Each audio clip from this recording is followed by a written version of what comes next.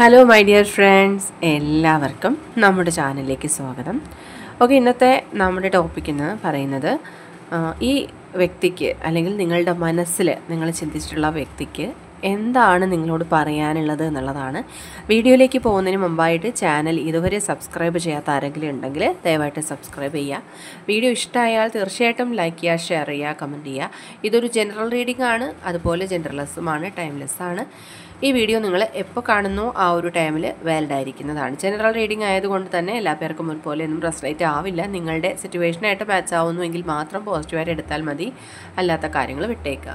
നിങ്ങളൊന്ന് ഡീപ്പായിട്ട് മെഡിറ്റേറ്റ് ചെയ്തിരിക്കുക, കോൺസെൻട്രേറ്റ് ചെയ്യുക, പോസിറ്റീവായിട്ട് തിങ്ക് ചെയ്യുക. എന്നതിന് ശേഷം വീഡിയോ തുടർന്ന് കാണുക.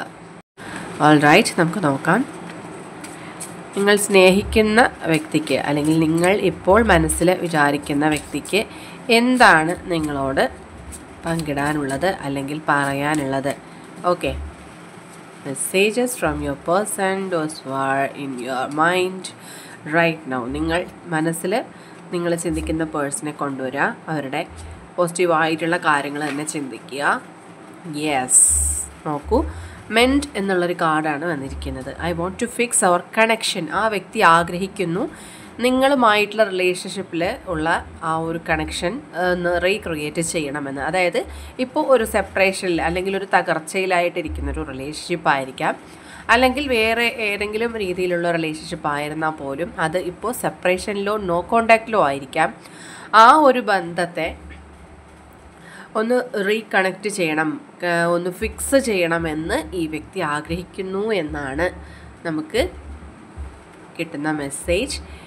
I want you to be a part of my future. Okay, അതുകൊണ്ട് തന്നെ ഇനി എന്തൊക്കെ കാര്യങ്ങളാണ് നിങ്ങൾക്കിടയിൽ സംഭവിച്ചത് എന്ന് നമ്മൾ പറയുന്നില്ല.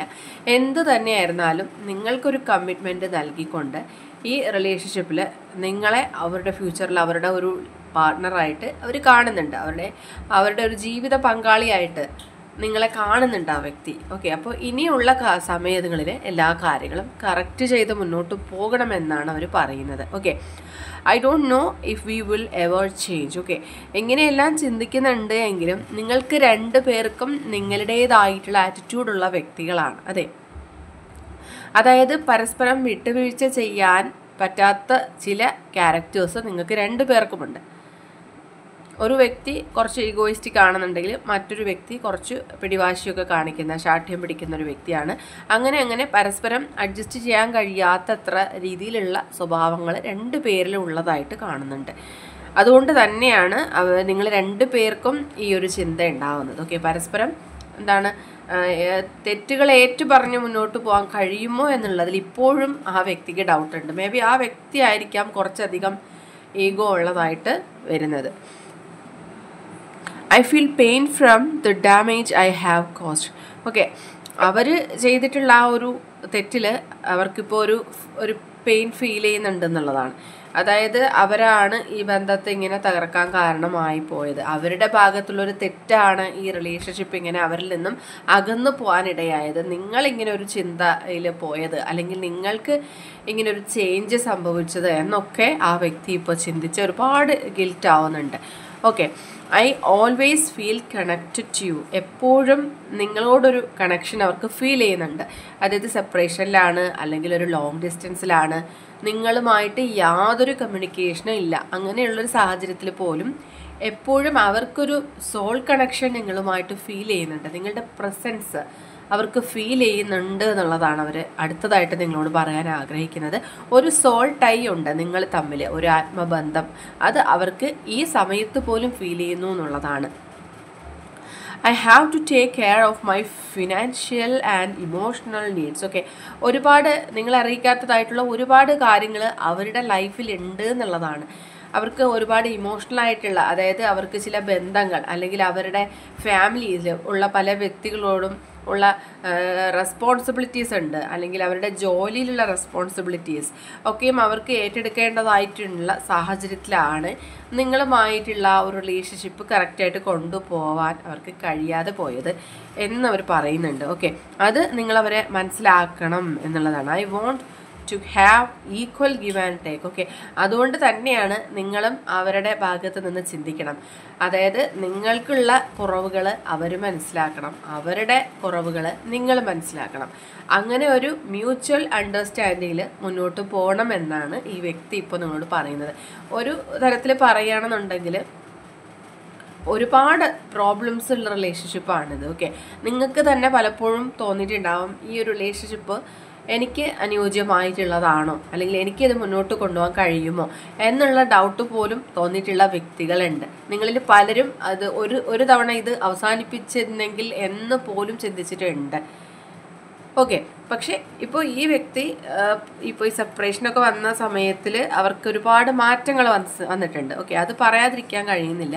അതുകൊണ്ട് തന്നെയാണ് അവരിങ്ങനെ ചിന്തിക്കുന്നത്. എല്ലാ കാര്യങ്ങളും പരസ്പരം ക്ഷമിച്ചും അഡ്ജസ്റ്റ് ചെയ്തും മുന്നോട്ട് പോകണം എന്നുള്ളൊരു ചിന്ത ആ വ്യക്തിയിൽ ഇപ്പോൾ വന്നിട്ടുണ്ട്. Okay, yes, I am struggling to get over the past. നിങ്ങളെ ഒരുപാട് അവർ വേദനിപ്പിച്ചു എന്നുള്ളതാണ് പാസ്റ്റിൽ.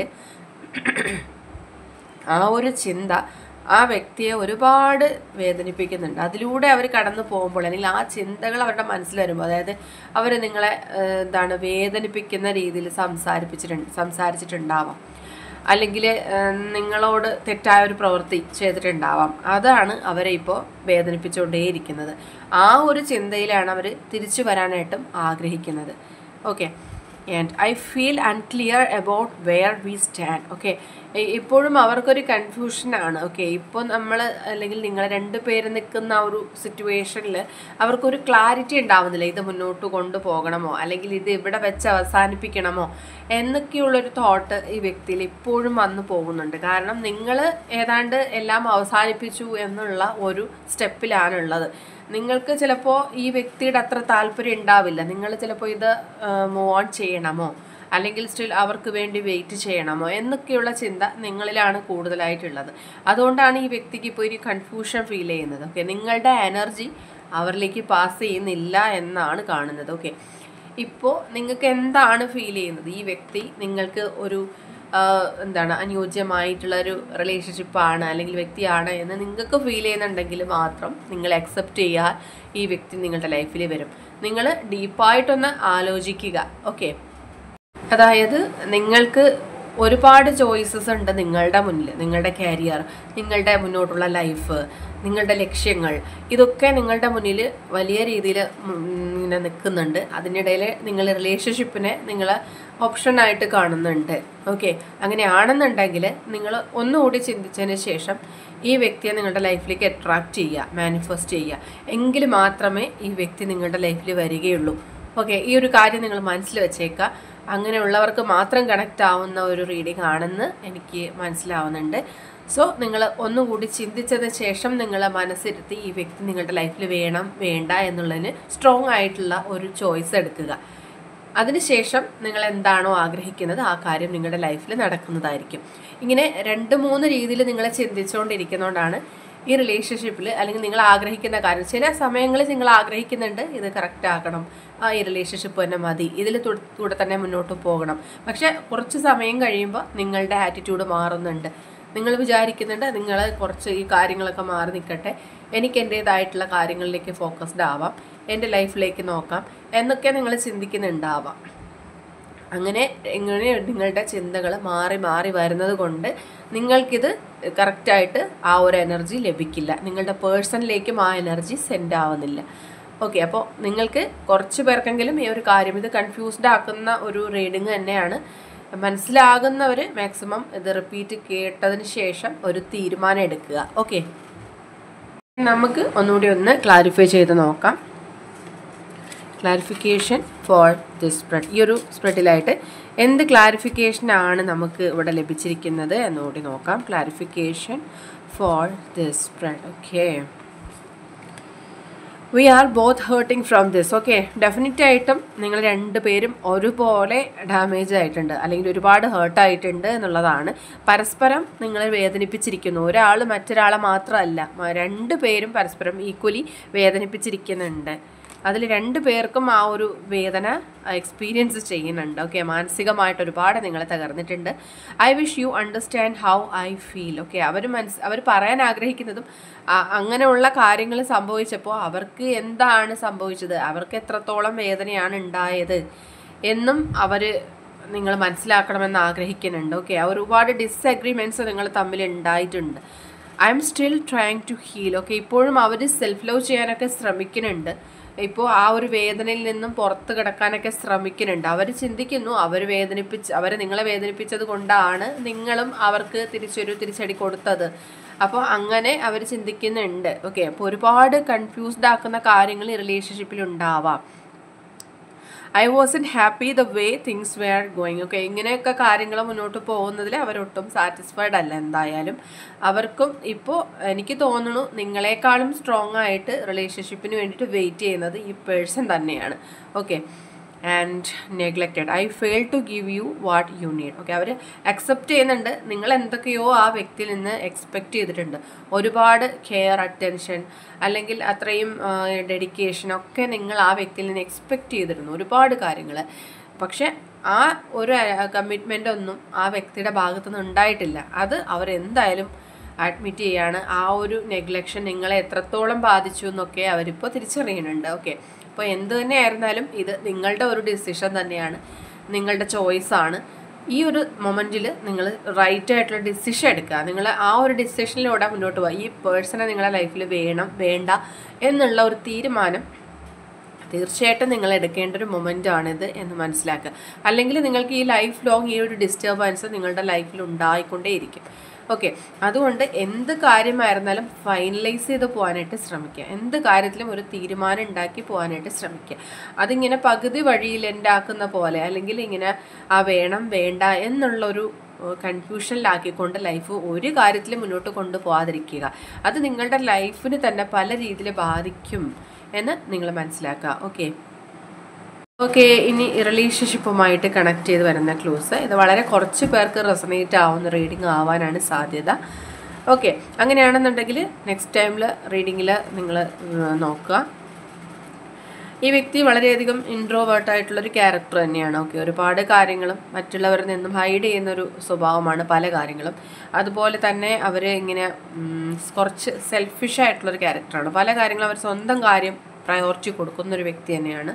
Over thinking habit. ഓക്കെ, ഈ വ്യക്തിക്ക് ഇങ്ങനെ എന്ത് കാര്യത്തിലും ഓവർ തിങ്കിങ് ആണ്, അല്ലെങ്കിൽ നെഗറ്റീവ് തോട്ട്സ് കൂടുതലാണ്. നിങ്ങൾക്ക് അല്ലെങ്കിൽ നിങ്ങളുടെ പേഴ്സൺ എങ്ങനെയാണ്, ഓവർ അനലൈസിങ് ആയിട്ടുള്ള ഒരു ക്യാരക്ടറാണ്. എന്ത് കാര്യത്തിലും ഇങ്ങനെ ആഴത്തിൽ ചിന്തിച്ച് അതിൻ്റെ നെഗറ്റീവ് വശങ്ങളെടുത്ത് അത് ലൈഫിൽ സംഭവിക്കുമോ എന്ന് ചിന്തിച്ച് അങ്ങനെ ഒരു ക്യാരക്ടർ നിങ്ങളിൽ ആർക്കോ ഒരാൾക്ക് കൂടുതലായിട്ടുണ്ട്.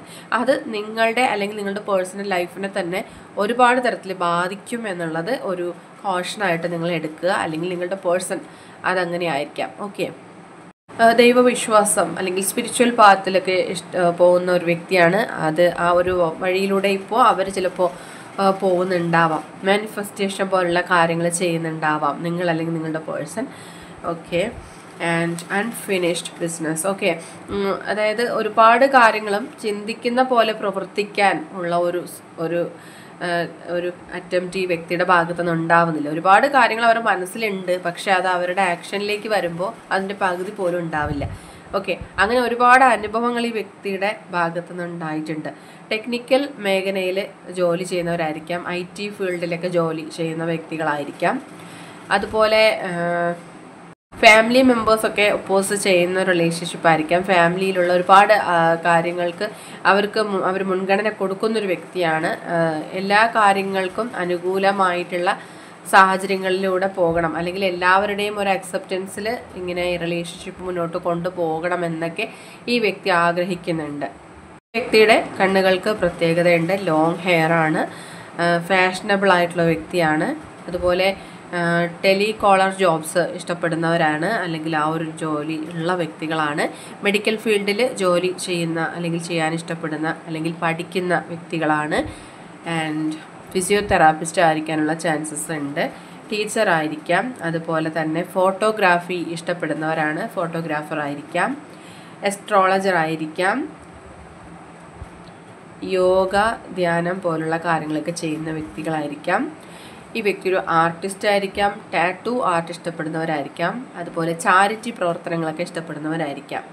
ഇതൊക്കെയാണ് ഈ റിലേഷൻഷിപ്പുമായിട്ട് കണക്ട് ചെയ്ത് വന്നിരിക്കുന്ന ക്ലോസ്. ഈ ഒരു ക്ലോസുമായിട്ട് നിങ്ങളുടെ റിലേഷൻഷിപ്പിന് എന്തെങ്കിലും കണക്ഷൻ തോന്നുന്നെങ്കിൽ തീർച്ചയായിട്ടും കമൻറ്റ് ചെയ്യുക. റീഡിംഗ് റെസനേറ്റ് ആവുന്നുണ്ടെങ്കിലും കമൻറ്റ് ചെയ്യുക. ഇന്നത്തെ റീഡിംഗ് ഇവിടെ അവസാനിച്ചിരിക്കുകയാണ്. ജനറൽ റീഡിംഗ് ആയതുകൊണ്ട് എല്ലാ പേർക്കും ഒരുപോലെ റെസനേറ്റ് ആവുന്നില്ല. നിങ്ങൾക്ക് അക്സെപ്റ്റ് ചെയ്യാൻ കഴിയുന്ന കാര്യങ്ങളാണെങ്കിൽ അക്സെപ്റ്റ് ചെയ്തോളൂ, അല്ലാത്ത കാര്യങ്ങൾ വിട്ടേക്കുക. റീഡിംഗ് ഇഷ്ടമായെന്നുണ്ടെങ്കിൽ തീർച്ചയായിട്ടും ലൈക്ക് ചെയ്യുക, ഷെയർ ചെയ്യുക, കമൻറ്റ് ചെയ്യുക. സബ്സ്ക്രൈബ് ചെയ്യാത്തവരുണ്ടെങ്കിൽ സബ്സ്ക്രൈബ് ചെയ്തും സപ്പോർട്ട് ചെയ്യുക. ഇനി നമുക്ക് നെക്സ്റ്റ് വീഡിയോയിലൂടെ വീണ്ടും കാണാം. അതുവരെയും ബൈ ബൈ.